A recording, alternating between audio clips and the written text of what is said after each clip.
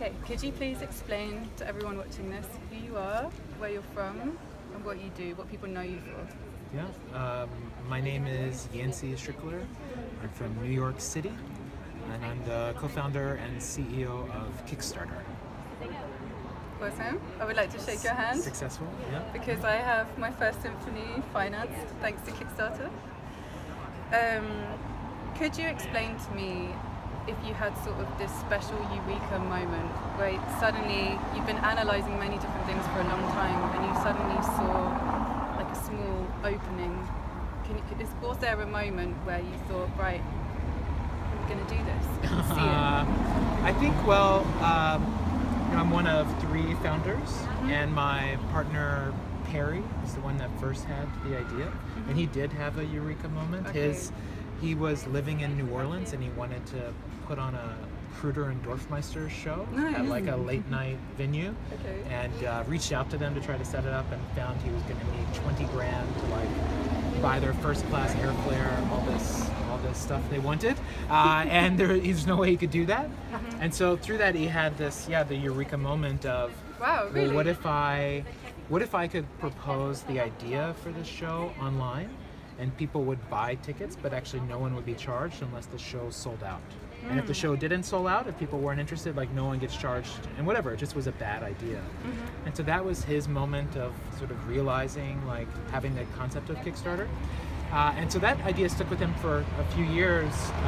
He's an artist, and we met in New York, and he explained it to me, and I was working as a music critic at the time.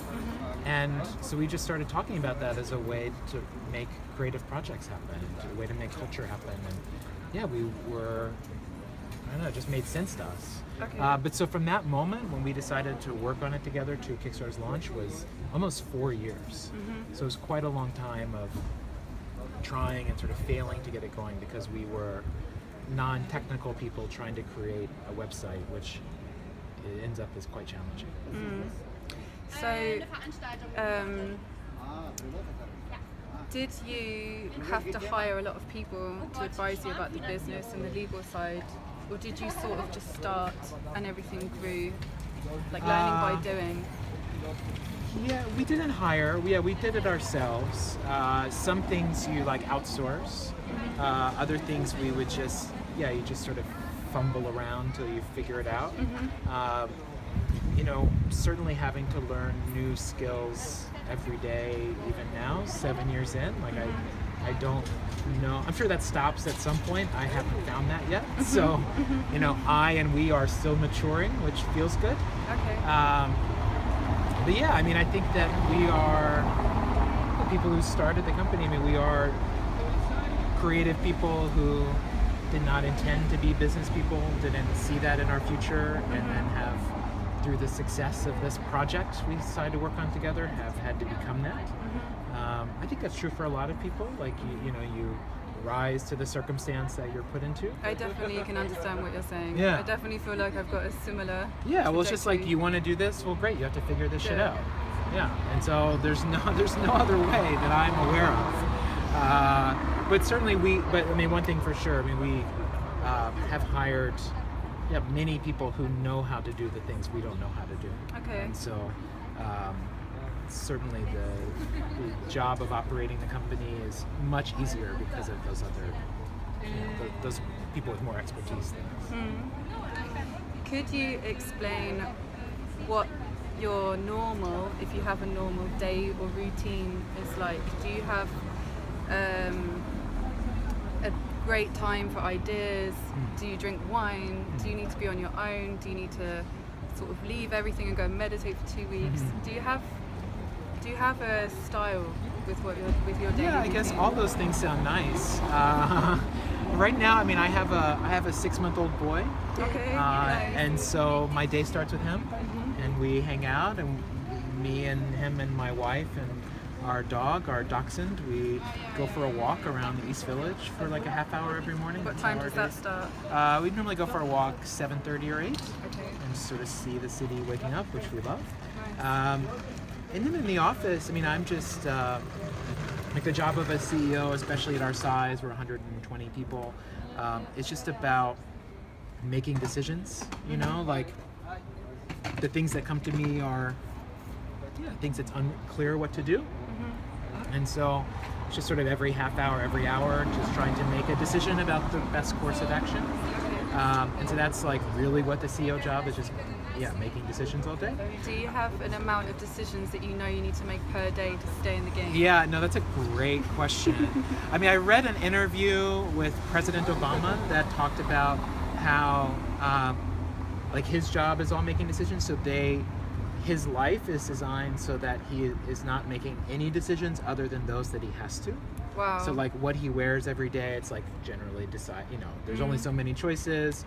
What he eats already decided, like all these things. It's just like, because there is a fatigue of making too many decisions. Totally. So certainly I try to be quite lazy in other parts of life and rely on the help of others, just to try to like have my energy and Did my you dress focus. yourself today? No, I did not. I normally dress myself, but my wife bought this shirt for me yesterday, so she was like, good "You're gonna wear this today," which is fine with me. But generally at night I read.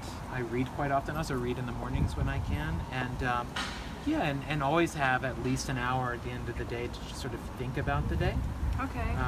And you could call it meditation. It's not a trained thing, but I definitely create space for solitude and with a notebook where I'll just sort of write down, and generally for me that is like realizing all the things I did wrong that day. Wow. Okay. And maybe someday it won't be that, but so far that's what it is most days. Okay. And then just trying to learn, just trying to understand, okay, so like I need to apologize to that person, and like I need to do this over maybe, and I shouldn't do that again. But always reflecting at the end of the day, because days can be such a blur, and you won't even realize that you've made a decision, but looking back, you're like, oh, I guess that was a decision, and was that right? And so just trying to be reflective, I think is very important. Every day. Okay, one last question. Sure. Are you aware of the amazing freedom and liberation, a space for freedom and liberation that you've created, maybe more as a consequence of what you were focused on?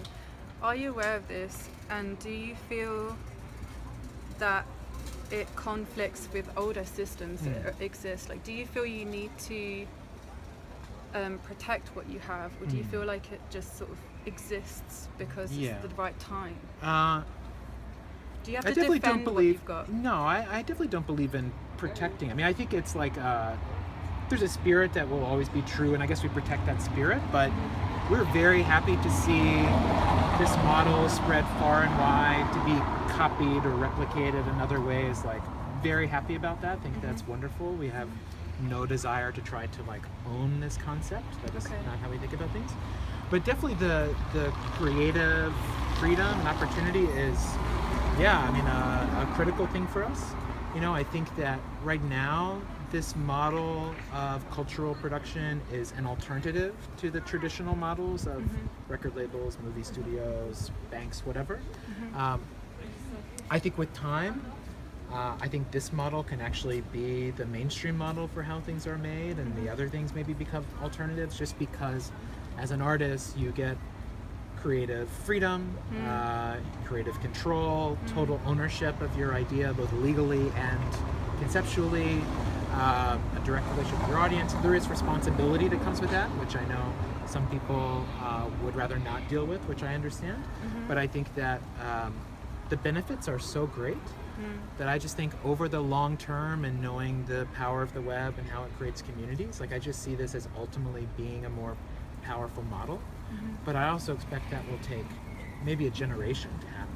I mean, from the very beginning, we thought this will be a slow burn, because we're trying to talk to artists and other creative people, and these are people that are very considered in what they choose to do, think a lot about their image and how they are perceived, and like you can't just throw money at this to make people do it. Like, this is something that you have to steadily earn the right to work with people. And so we're very comfortable with that patience, and of trying to build something over the longer term, and just trusting in that will put us ultimately where this should be. Yeah, so we are, we'll always be missionaries for it, and we'll be always advocating for it as enthusiastically as we can. But also know that ultimately it's a personal choice of a lot of people about whether or not this is something they feel like engaging with. And I understand those decisions. I think that's the right way. And we just hope to continue to build a case for this being like a very human, empowering way to do things. It's amazing to talk to you. No, It was a wonderful interview. Thank you very much. Oh, thank you so much. Yeah, take care. Yeah.